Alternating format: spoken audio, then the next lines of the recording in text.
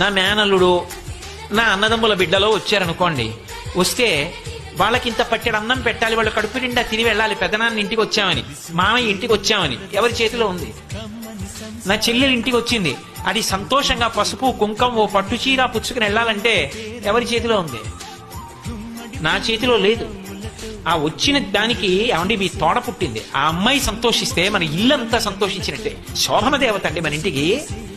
ఇంటికి అక్క చెల్లెలు వచ్చింది అంటే పసుపు కుంకం పెట్టకుండా పంపకూడదు. అంతకన్నా అదృష్టం ఏమిటి? మా అన్నయ్య ఇచ్చాడని కట్టుకుంటుంది, పెట్టండి ఇంకో మాట కొనుక్కుంటాను, ఈ పట్టు చీర పెట్టేస్తానని పెట్టింది అనుకోండి, 70 ఏళ్ళు బతికేవాడు 80 ఏళ్ళు బతుకుతాడు పురుషుడు. నిజానికి ఎవరిది వైభవం అంటే ఇల్లాలిదే వైభవం. ఎవరికి ఎందుకండి? ఆవిడ లేకపోతే యజ్ఞం చేస్తాడా, యాగం చేస్తాడా, కడుపున పుట్టిన కూతుర్ని కన్యాదానం చేస్తాడా, ఎడంభుజం మీద ఉత్తరీయం వేసుకుంటాడా? ఆవిడ ఉంటేనే అవన్నీ. ఆవిడ లేకపోతే ఏ పుణ్యకార్యం చేయలేడు. ఇక్కడ సుఖం లేదు, ఊర్ధ్వలోకాలకు వెళ్ళడానికి పుణ్యం లేదు. అన్నీ ఆమె చేతిలోనే ఉన్నాయి. అందుకే గృహలక్ష్మి గృహే. అసలు ఇంటికి లక్ష్మీదేవి ఎవరు అంటే ఇల్లాలే లక్ష్మి. అందుకే పీటల మీదకి వెళ్ళినప్పుడు పెళ్లి కొడుకు నడిచి వెళ్ళిపోతాడు, పెళ్లి కూతురు నడిచి రాదు, పద్మంలో కూర్చోబెట్టి తీసుకొస్తారు. ఎందుకంటే ఆయన లక్ష్మి.